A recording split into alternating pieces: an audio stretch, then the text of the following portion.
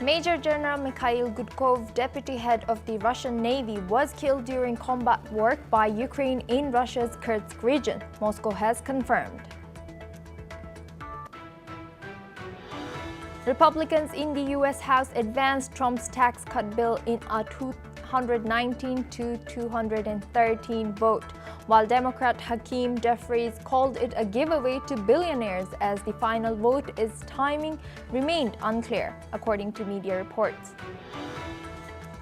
German Chancellor Friedrich Merz urged the EU to strike a tariff deal with the US before July 9 to avoid Trump's threatened 50% tariffs on key industries. According to reports, meanwhile, German Interior Minister urged a direct migrant deportation deal with the Taliban despite Berlin not recognizing its government, according to media reports. UK lawmakers voted to ban pro-Palestinian group Palestine Action as a terrorist organization after it damaged two RAF planes, and if approved by the House of Lords on Thursday, the ban will soon make supporting the group a crime. China's first domestically built aircraft, the 315-meter, 70,000-ton carrier Shandong, sailed into Hong Kong with 3 PLA warships, marking the 20th anniversary of the city's return to China. According to reports, the move highlights Beijing's expanding maritime ambitions.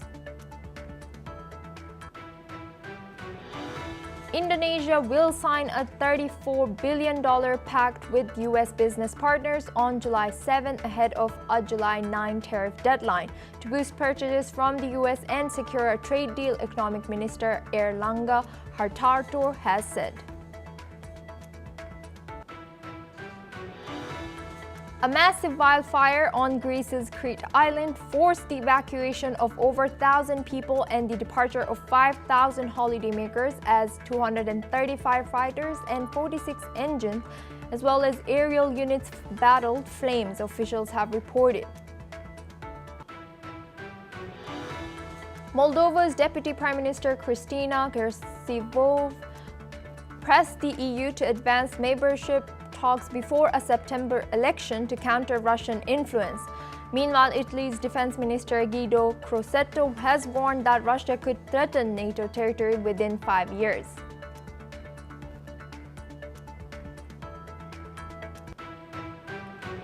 A United Nations expert has called for a global arms embargo on Israel and urged states to suspend trade and financial ties, accusing the country of conducting a genocidal campaign in Gaza. Speaking to the UN Human Rights Council in Geneva today, Special Rapporteur Francesca Albanese described the situation in Gaza as apocalyptic. Take a listen in to what Special Rapporteur for the occupied Palestinian territories had to say. The situation in the occupied Palestinian territory is apocalyptic. In Gaza, people continue to endure suffering beyond imagination. Israel is responsible for one of the cruelest genocides in modern history. Official figures count over 200,000 killed or injured.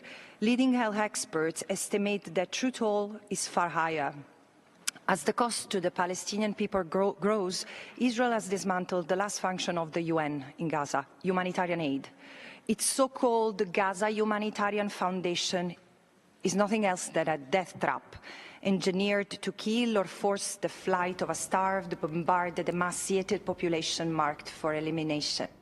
Israel's representative was not present, in line with a policy of boycotting the council, which Israel has accused of anti-Semitic bias. Israel has repeatedly rejected accusations of genocide, insisting its military actions are in self-defense following Hamas's deadly attack on October 7, 2023. Now we have Representative Joshua Barnes. He's an anchor and correspondent at NewsX World joining us. Joshua, thank you for joining us today. What more can you tell us about the situation in Gaza?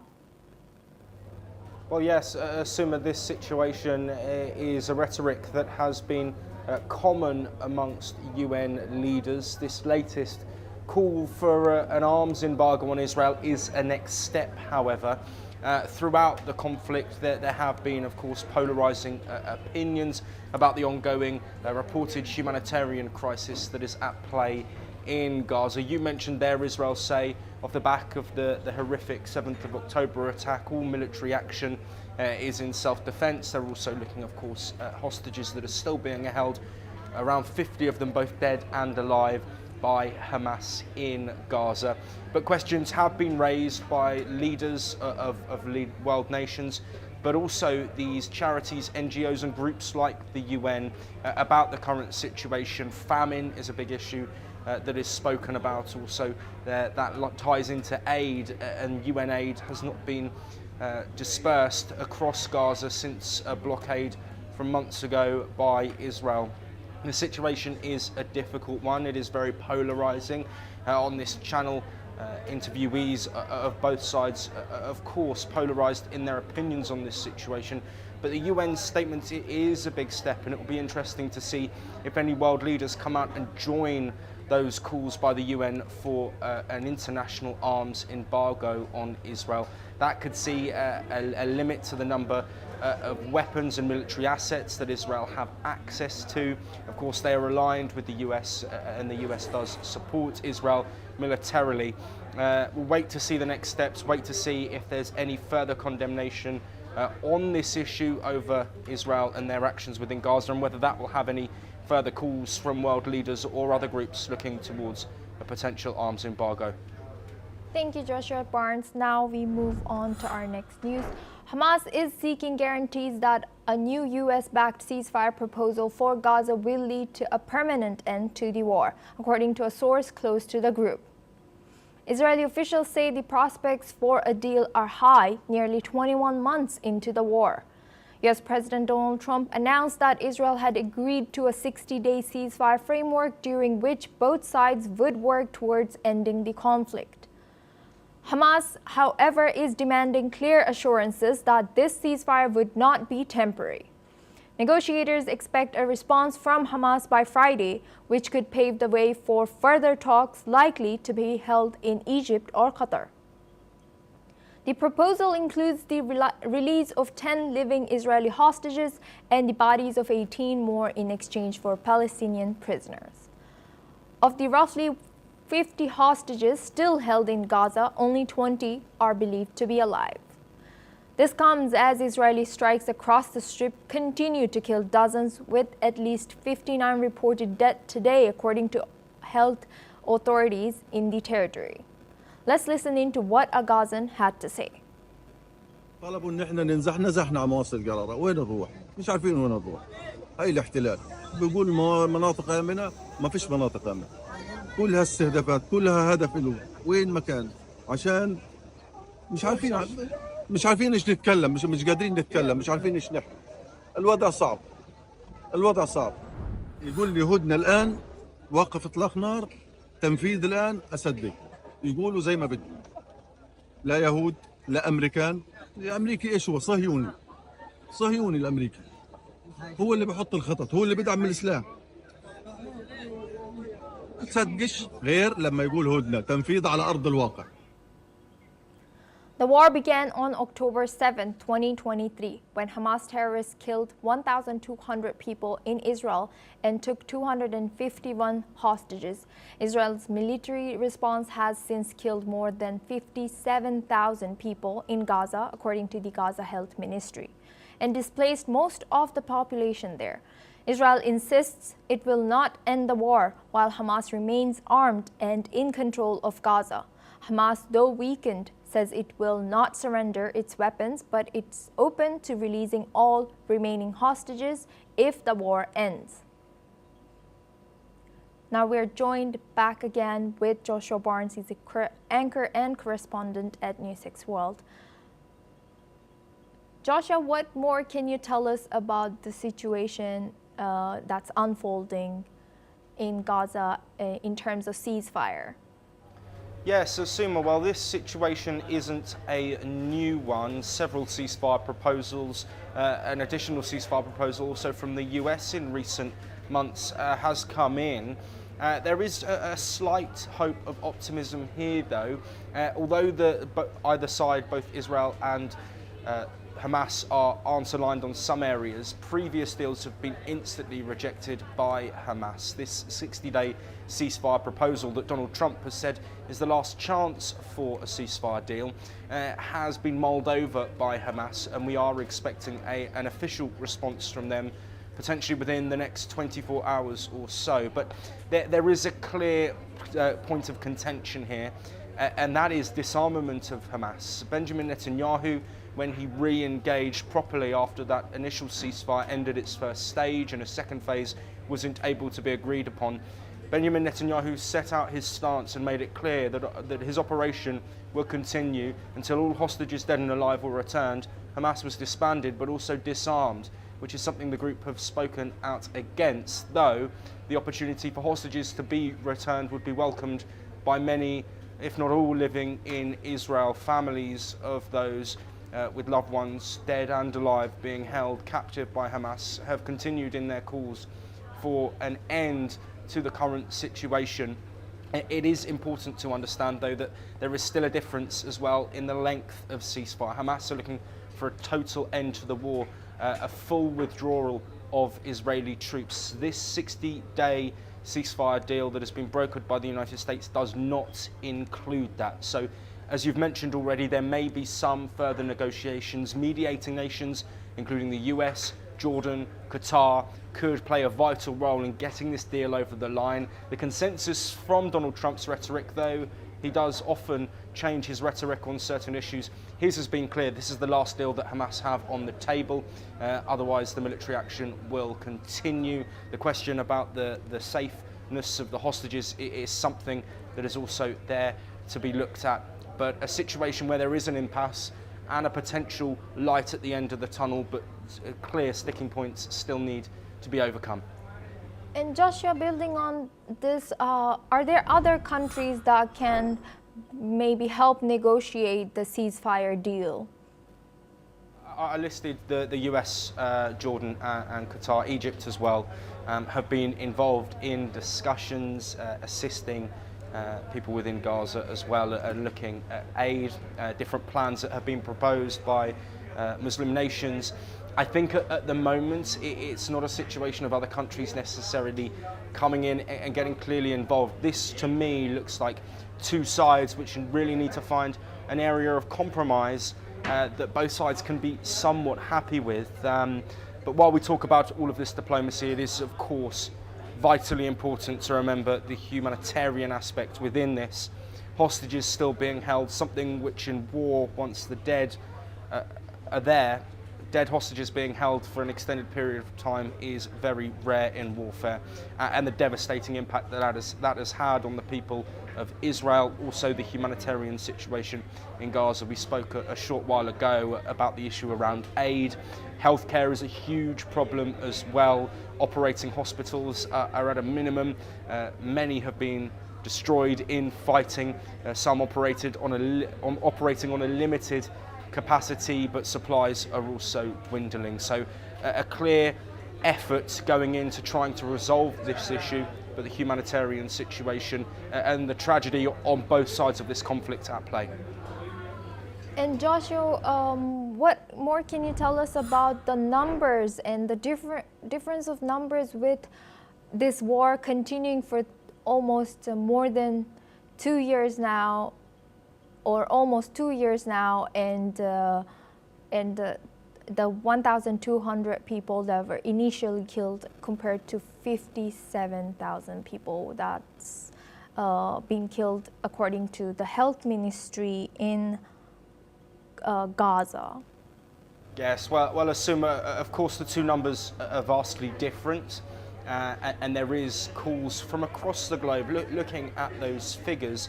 The situation, again, it's a very contentious one, and it's very difficult to find common ground amongst both sides. Israel's stance is very much, we were attacked, a terrorist attack, an atrocious attack that took place on the 7th of October 2023, civilians going about their normal day, people at a music festival being gunned down, hostages taken, deaths reported, Israel saw that as an act of war and have acted proportionately in their view. But that isn't shared by some across the world. There is also a conversation around the figures of those that have been killed within Gaza. The local official number, as you mentioned, around 57,000. But the real number could be much higher. Experts and NGOs, we heard earlier as well, the UN talking about a death toll potentially over 200,000. It's a tragic situation. It's a tragedy on a humanitarian aspect, the sheer loss of life. But Israel are looking at their hostages, they're looking at the attack that has happened. I think the calls that we've had in from world leaders are looking at the current situation in Gaza and looking at the humanitarian crisis being reported. All death is tragic, every death on either side, of course, with loved ones struggling and suffering equally. But the situation at the moment is at an impasse with hope of that deal pushing through. Thank you very much, Joshua, for the insight. Now we move on to our next news. Tensions between Iran and the West are deepening following fresh espionage charges against two French nationals held in Tehran. France is warning that sanctions could be reimposed. Cécile Kohler and Jacques Paris have been jailed since 2022. And this week they were formally charged with espionage for Israel's Mossad, plotting to overthrow the regime, and corruption on earth, a charge that carries the death penalty. France's foreign minister called the charges totally unjustified and baseless and said their release is an absolute priority. He stressed that any French decision on reimposing sanctions will now depend on resolving their case. Listen in to what French Foreign Affairs Minister Jean-Noël Barrot has said.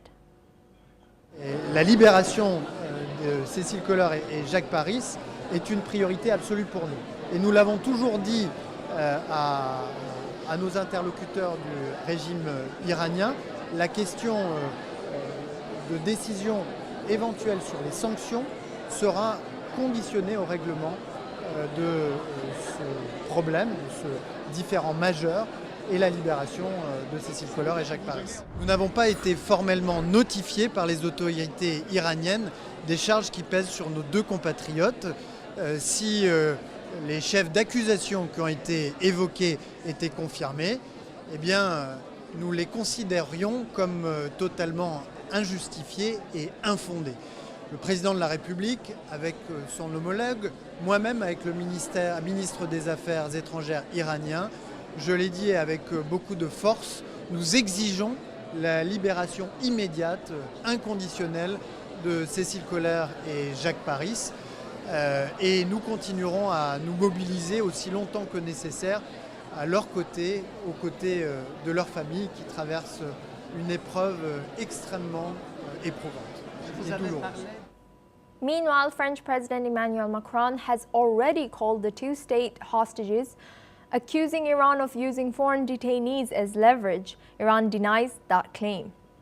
Kohler's family says the pair still have no access to independent lawyers. France has also filed a case against Iran at the International Court of Justice.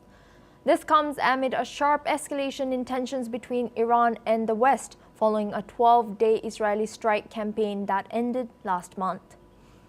In recent weeks, Iran has executed multiple people and detained hundreds on espionage charges. In a separate warning, France, Germany, and the UK have threatened to trigger the snapback mechanism in the 2015 nuclear deal, which would restore UN sanctions on Iran over its nuclear and missile programs. The United States, having left the deal in 2018, cannot initiate the snapback. Now we move on to our next news. Ukraine is urging clarity from Washington after being blindsided by the White House decision to hold some weapons shipments. Kyiv says it received no prior notice. The suspension affects key U.S.-made systems including Patriot missiles, Hellfires, and precision artillery. Experts warn that without them, Ukrainian cities could face deadlier Russian airstrikes. President Zelensky called for continued American support, adding that U.S. backing remains in both nations' interests. The decision has shocked Kyiv, prompting a rare summoning of a senior U.S. diplomat for explanation. Civilians fear a surge in Russian attacks as Moscow intensifies its assault, with June seeing nearly double the missile strikes compared to May. A senior Ukrainian military official told AFP that Europe is trying to fill the gap, but Kyiv remains seriously dependent on American weapons. The Biden administration had approved over $100 billion in Ukraine aid, including $43 billion in arms, but Trump has since pushed for peace talks with Moscow and cut back new deliveries. The Kremlin, meanwhile, welcomed the reduction, saying it could bring the war to an end. Residents in Kyiv fear the worst. Many see the halt as a test of America's commitment to democracy.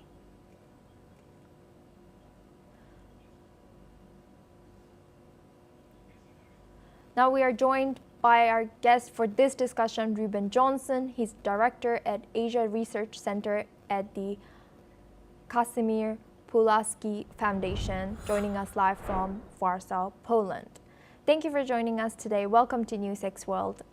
With missile strikes on Ukrainian cities already doubling in June, how seriously could the weapons pause increase civilian casualties, and are Europe's stop-gap measures realistically able to plug the air defense hole? Well, first of all, thank you for having me. And I appreciate the answer to talk about this question. There's no way to sugarcoat this.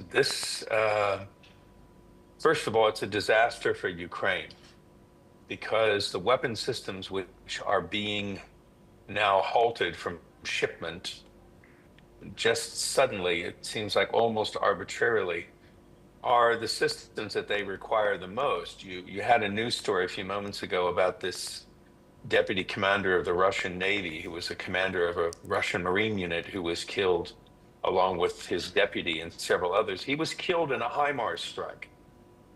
That's been, one of the great weapons that the Ukrainians have had in their hands that has helped equalize the fact that they're heavily outnumbered by the Russians. And the Patriot missiles, not having them to be able to shoot down incoming Russian missile strikes, which are being targeted indiscriminately against civilian population centers. This just means so many more people are going to die. I don't understand this. I believe it is something that can only be described as a betrayal. And what I also don't understand is, if you've seen the reports in the last day or so, you'll see that not only are shipments of these missiles that would be sent from the United States, not only are shipments from the United States being held up, but there are Patriot missiles and HIMARS rounds that have been shipped from the United States. They're here in Poland. They're being prepared to be sent into Ukraine, and even those shipments are stopped. Really? Like, you're going to pick them up and send them back? You're going to send them someplace else? I don't understand. I hate to say this, but I have to really question the integrity and the intelligence of the people who are speaking on this issue for the administration. The Deputy White House Press Secretary yesterday said that this decision had been made because it was necessary to, quote, put America's interests first, unquote. Now, what does that mean? Does that mean Ukraine losing or Russia winning, which they're both the same thing? Does that mean that those outcomes are more in America's interests than continuing to arm Ukraine? Really? So I'd love to have someone explain this to me. And Ruben, building on that, what message does Washington's sudden suspension of this precision artillery deliveries send to allies and adversaries, and how might it reshape Kyiv's battlefield? You've already kind of touched down on this, but on to you. There was a former, very famous American diplomat, Henry Kissinger. And in the 1970s, when he was negotiating the end to the Vietnam War, he had this very famous saying. He said, "It's always more dangerous to be America's friend than America's enemy." And we keep proving that over and over and over. I don't understand why we want to consistently prove the accuracy of his statement from more than 50 years ago. Thank you, Ruben. You will stay with us as we move on to our next news as well. Major General Mikhail Gudkov, the deputy head of the Russian Navy, who also led a brigade fighting against Ukraine, has been killed in Russia's Kursk region, as per Governor Oleg Kozemyakov. According to reports, Gudkov had been killed along with 10 other servicemen in a Ukrainian attack on a command post in Korenevo in the Kursk region, which borders Ukraine. Reportedly, he is one of the most senior Russian military officers to have been killed by Ukraine since the conflict began in 2022.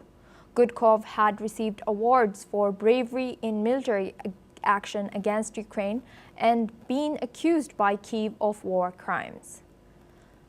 The Russian governor also said in a statement that Gudkov had been killed while carrying out his duty as an officer, along with others, and expressed his condolences to the dead man's relatives. Meanwhile, people have brought flowers to make a makeshift memorial in the Russian city of Vladivostok for the Russian general. In a related development, the death toll has increased to at least 6 wounded after a Russian strike was reported in Odessa. We are going back to our discussion with Ruben Johnson. He's director at Asia Research Center at the Casimir Pulaski Foundation. Thank you, Ruben, for staying with us. Now, how serious a blow is it that Russian major generals and ground operations, ground operations, and does it indicate a growing vulnerability of high-ranking officers to Ukrainian long-range strikes? The Ukrainians have been fairly proficient at killing high-ranking Russian officers. There's a fairly sizable number of them. This has been going on almost since the war began, or at least since they started receiving the HIMARS systems. And it just shows that, number one, the Russians are still not being terribly careful about how and where they place their headquarters elements. It also shows that the Ukrainians have very, very accurate, in-depth intelligence on where the different command nodes are and where critical targets are.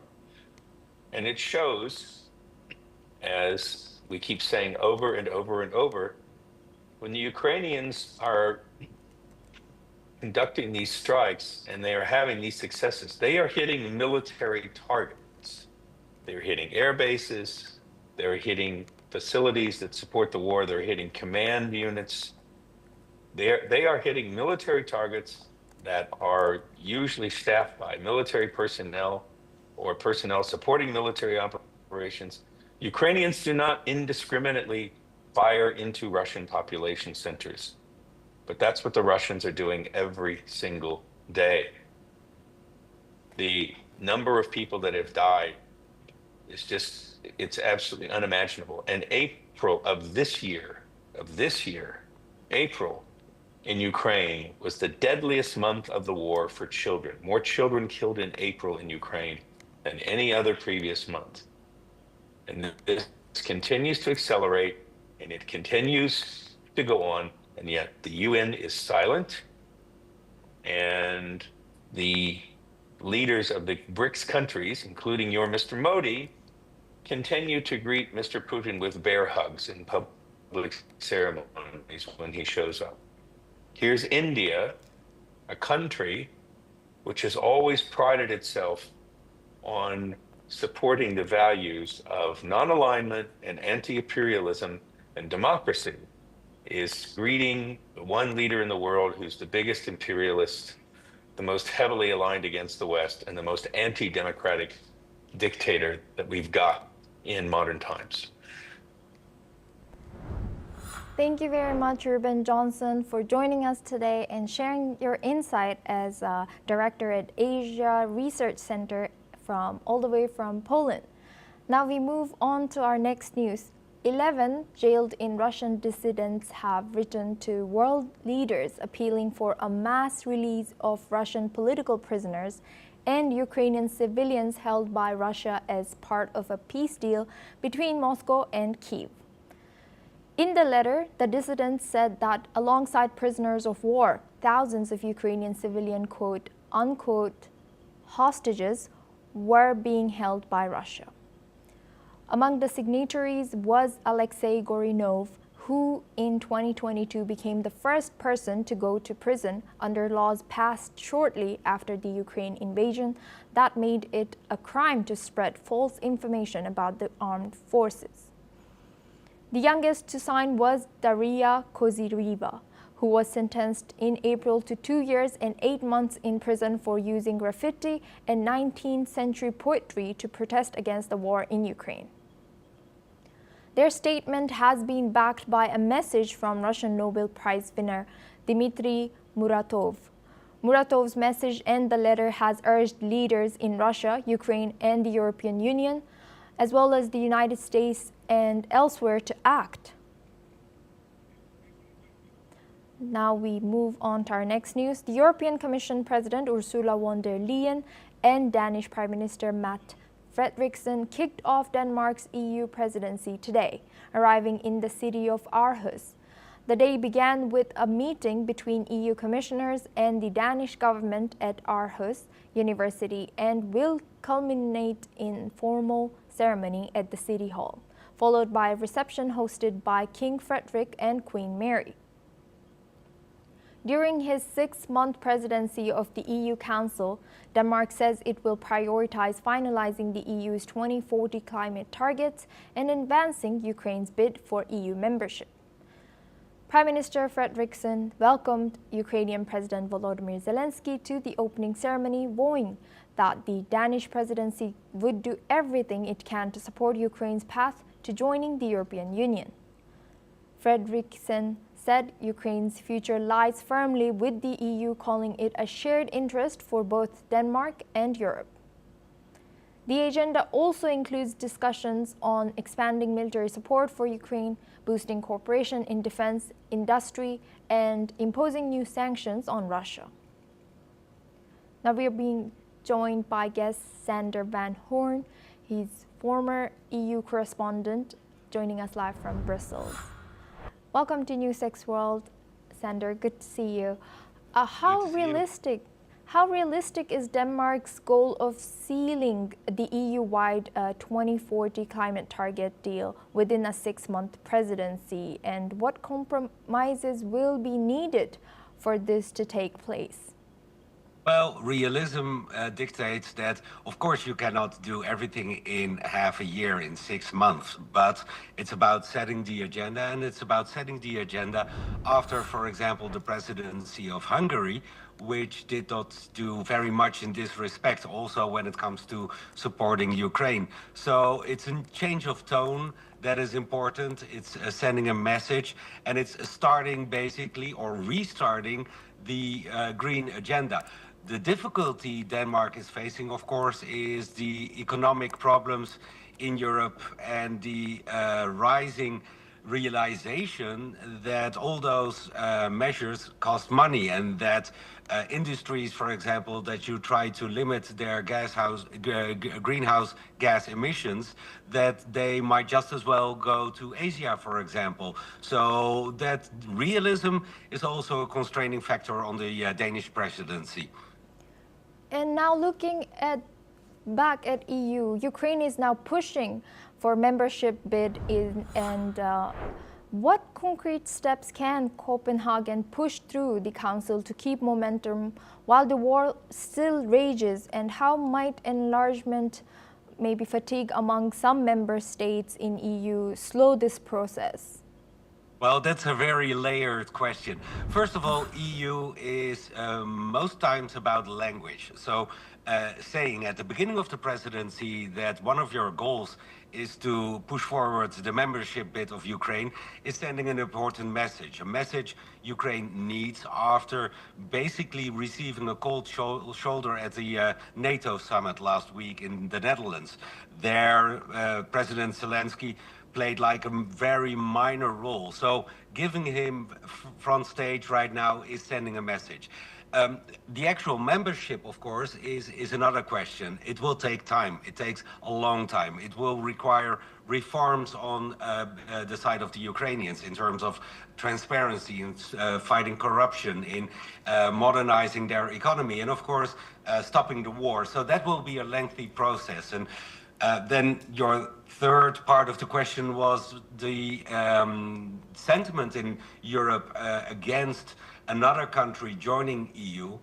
One of the fundamental problems of the EU is that it was built around states working together, and that group of states has become very big. It's a problem already that for some decisions you need unanimity among those nations, and that is hard to achieve as it is, let alone if a very big country joins. So that will require reforms within the EU, and that is something that is not even on the Danish agenda at this time. Thank you very much, Sander van Hoorn, for joining us and sharing your expertise as former EU correspondent. Now we move on to our next news. German Chancellor Friedrich Merz is urging the European Union to resolve its tariff dispute with the United States quickly, warning that core European industries, particularly automotive, steel, and pharmaceuticals, are at risk of suffering from higher duties unless an agreement is reached by the looming July 9 deadline. Speaking at a banking event in Berlin today, Merz emphasized the need for urgency, stating that any further delay could lead to a significant escalation of tariffs. US President Donald Trump has warned that duties on European imports could rise as high as 50%, a move that would significantly hurt Germany, a major export power.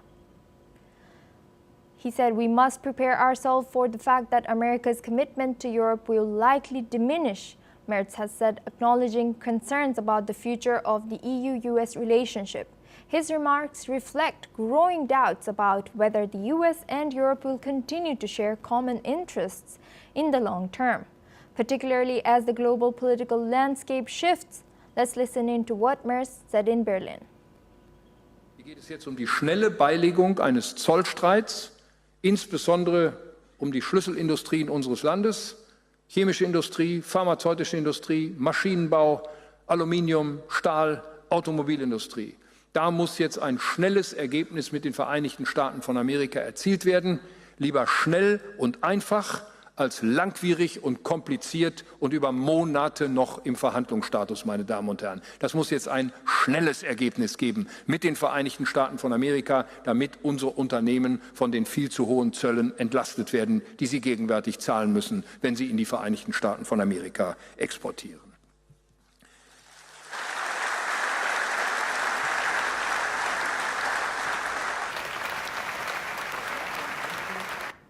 While Merz made it clear that he would do everything to keep the US on Europe's side, he also pointed out that Europe cannot afford to be overly reliant on Washington. Since taking office earlier this year, Merz has stressed the importance of Europe becoming more self-reliant in facing external threats. Merz's comments come at a time of growing geopolitical tension, and his call for a rapid resolution underscores the broader stakes. If the US follows through with its threat, it could significantly hurt European industries, not only damaging economies, but also weakening transatlantic ties. The European Union is hoping to avoid the consequences of increased tariffs, but remains uncertain about the outcome of ongoing negotiations with the US as the deadline approaches. The pressure is mounting on EU negotiators to reach a deal that addresses both short-term economic concerns and the long-term stability of EU-US relations. Now we move back to Asia. Thailand has sworn in a new cabinet just days after Prime Minister Paetongtarn Shinawatra was suspended from office, marking the country's third leader in a single week. Today, King Maha Vajiralongkorn officially endorsed the new lineup, which includes Paetongtarn as culture minister, despite her temporary removal from the prime minister's post. The Constitutional Court has suspended Paetongtarn pending an ethics investigation over her handling of a diplomatic spat with Cambodia that escalated into deadly border clashes in May. The court ruled 7-2 to immediately suspend her, giving her 15 days to respond to the charges. Acting Prime Minister Surya Jungrung Riangkit led the new cabinet to Government House for the swearing-in ceremony, but just one day later, power shifted again. The former Defense Minister Phumtham Vechayachai was sworn in as Deputy Prime Minister and Interior Minister, effectively taking over as Acting Prime Minister.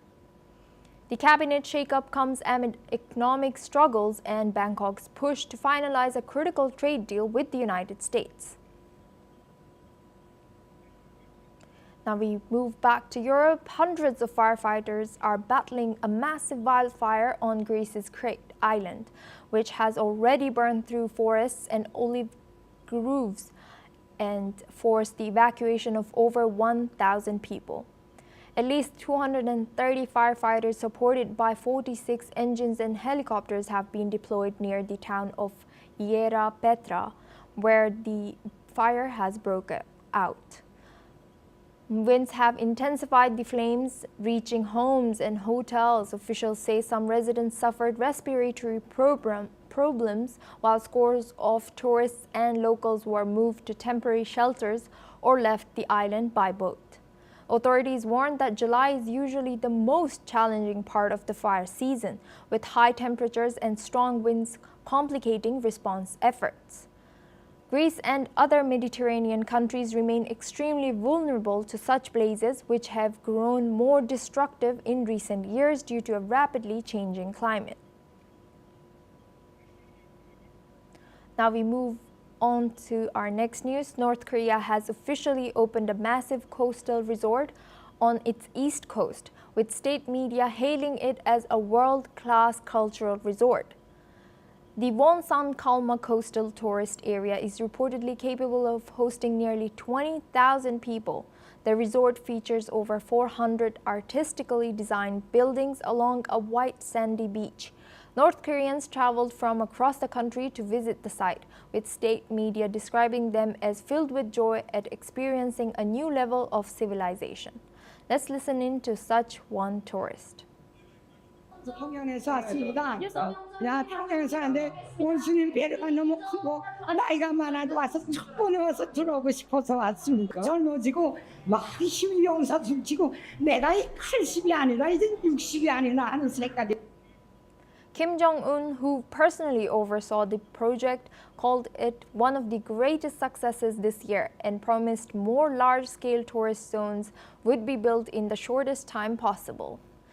Despite the opening, Seoul's Unification Ministry has warned that international tourism to the site is expected to remain limited, with an estimated capacity of just 170 foreign visitors per day, mainly traveling through Pyongyang. The ministry also suggested that Russia may have helped fund the project in exchange for North Korea's support in the war in Ukraine. Now we stay in Asia. China has voiced strong support for establishing a Southeast Asia nuclear weapon-free zone and is already ready to take the lead in signing the treaty, according to a statement from the Chinese Foreign Ministry today. At a regular press briefing, spokesperson Mao Ning confirmed that China is ready to stay in communication with ASEAN countries to move forward with the treaty. This comes after Malaysia's State media reported that China and Russia have agreed to become signatories of the WFC, while the United States is still reviewing the treaty before making its decision. Mao emphasized China's commitment to regional peace and stability, highlighting the importance of nuclear non-proliferation efforts in Southeast Asia. China's decision to support the treaty aligns with its broader goal of promoting global disarmament and strengthening relations within the ASEAN region. The SEANWFS aims to prohibit the development, possession, and deployment of nuclear weapons in Southeast Asia. As the treaty gains momentum, it marks a significant diplomatic step, with China and Russia's involvement strengthening its credibility. The United States' decision to sign the treaty remains pending, and its stance will be crucial in shaping the future of nuclear arms control in the Asia-Pacific region. Let's listen in to what Mao Ning has said. 作为东盟的全面战略伙伴和友好近邻，中方始终坚定支持建立东南亚无核武器区。我们多次明确表示，愿意率先签署条约议定书。中方愿继续就议定书的签署问题同东盟国家保持。Now we move on to our next news. Tragic news from the football world. Liverpool and Portugal forward Diogo Jota has died in a car crash in Spain. He was only 28 years old. The accident occurred in the Spanish province of Zamora and also claimed the life of his younger brother, André Silva, a 26-year-old professional player for Portuguese club Penafiel. Jota had only recently married his longtime partner, Ruth Cardoso, in a ceremony held on June 22nd. The couple had 3 children together. He posted photos from the wedding just days ago, sharing a moment of happiness with fans around the world. Jota was a key figure for Liverpool last season, helping the club win the Premier League title. He also represented Portugal in their recent Nations League triumph. Fans and teammates alike are mourning the loss of talented player and beloved family man. Tributes are pouring in from all across the world. Liverpool Football Club said it was devastated by the tragic news and is offering full support to the family. Portugal's Prime Minister Luis Montenegro said the death of an athlete who honored the country's name was both unexpected and tragic. Football icon Cristiano Ronaldo expressed shock, saying the two had just been together during national duty. Former Liverpool captain Steven Gerrard and LeBron James, a minority owner in the club, also shared condolences. British Prime Minister Keir Starmer described the incident as devastating, noting millions of fans around the world would be affected. UEFA, the Premier League, and the Portuguese Football Federation released statements honoring Jota's legacy, calling him a champion and a generational talent. Former clubs Wolverhampton and Wanderers and FC Porto also remembered Jota as beloved teammate, cherished by fans and staffs. Portugal midfielder Ruben Neves said he would never forget him. Tennis legend Rafa Nadal joined others in offering love and support to Jota's family. Well, that's all we have time for. We will continue to bring more news updates from around the world.